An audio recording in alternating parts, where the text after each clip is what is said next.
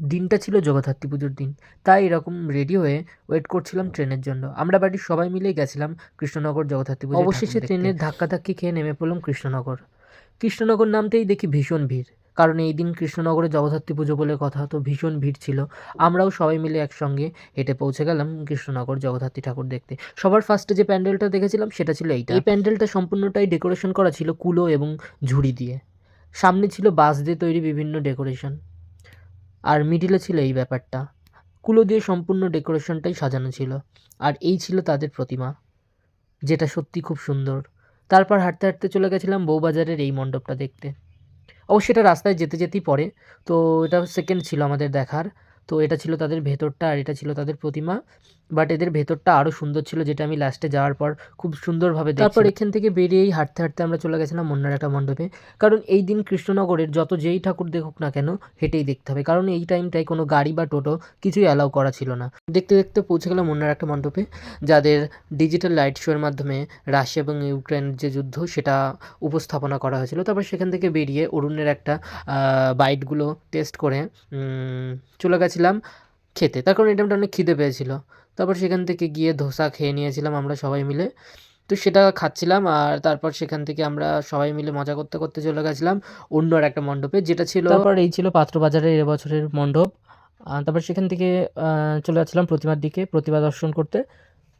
আর তারপর ওখান থেকে বেরিয়ে আর একটা যে মণ্ডপ ছিল সেটা ছিল খুব ছোট কিউটের মধ্যে পাটকুর্তি দিয়ে তৈরি, আর এবং তাদের প্রতিমাও ছিল খুব সুন্দর। তারপর যে প্রতিমাটা দর্শন করলাম সেটা ছিল এটা, আই থিঙ্ক এটা পুরোটাই স্বর্ণের তৈরি সমস্ত অলংকার। তারপর ওখান থেকে বেরিয়ে আমরা চলে গেছিলাম অন্য আর একটা মণ্ডপে, যেটার আই থিঙ্ক পাখির একটা কিছু থিম ছিল। ভেতরটা পুরোটাই পাখির আওয়াজ ছিল, ব্যাকগ্রাউন্ড মিউজিক হিসাবে ব্যবহার করা হয়েছিল। এই জায়গাটাও খুব সাদার মধ্যে খুব শান্ত, আর একটা পাখির আলাদাই আওয়াজ শুনতে পাচ্ছিলাম, ভীষণ ভালো লাগছিল। তারপর ওখান থেকে বেরিয়ে আমরা চলে গেছিলাম অন্য একটা মণ্ডপে, যেটার সম্পূর্ণ ডেকোরেশনটা করা হয়েছিল কুলোর ওপর পট পেন্টিং, যেটা করা হয়েছিল মাটির থালা এবং ঘট বিভিন্ন জিনিসের ওপর ডেকোরেশনটা করা হয়েছিল, ভালো লাগছিল মোটামুটি। তারপর এই ছিল তাদের ঠাকুরটা।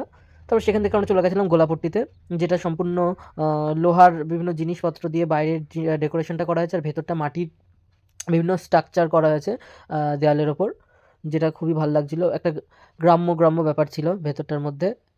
আর এই ছিল তাদের প্রতিমাটা, যেটা প্রতি বছর সেম এরকমই থাকে। আর এইটা ছিল বাইরের প্যান্ডেলটা টোটাল, যেটা ভালো লাগছিল, পুরোটাই একটা কারখানার ফিল লাগছিল। তারপর একটু ঢং ঢং করা হয়ে গেলে আমরা সোজা চলে গেছিলাম, তারপর সেখান থেকে আমরা চলে গেছিলাম কদমতলা ঘাটের কাছে যে পুজোটা হয় সেটা দেখতে, যেটার থিমটা সম্পূর্ণ বিভিন্ন নারীদের উপর ভিত্তি করে তৈরি করা হয়েছে। বিভিন্ন মহিষী নারীদের ছবি বড় বড় করে সুন্দর করে টাঙিয়ে মণ্ডপটাকে সাজানো হয়েছিল, আর এটা ছিল তাদের দেবী প্রতিমা। তারপর সেখান থেকে আসার পথে আমরা গেছিলাম সিদ্ধেশ্বরী কালী মন্দিরে প্রণাম করতে, বা এখানে কিছুক্ষণ ধরে বসে থেকে আমরা চলে গেছিলাম প্রীতি সম্মিলনীর এই মণ্ডপটা দেখতে, যেটা খুবই সুন্দর ছিল। ভেতরে সম্পূর্ণ ধানের গোলা, ধানের বস্তা দিয়ে সাজানো হয়েছিল, সাথে লক্ষ্মীর প্যাঁচা এবং লক্ষ্মীর পট দিয়ে ডেকোরেশন করা হয়েছিল।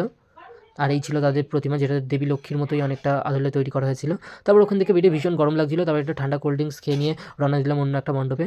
সেখানে যেতে গিয়েই দেখি লাইভ একটা সানায়ের মিউজিকের ব্যবস্থা ছিল।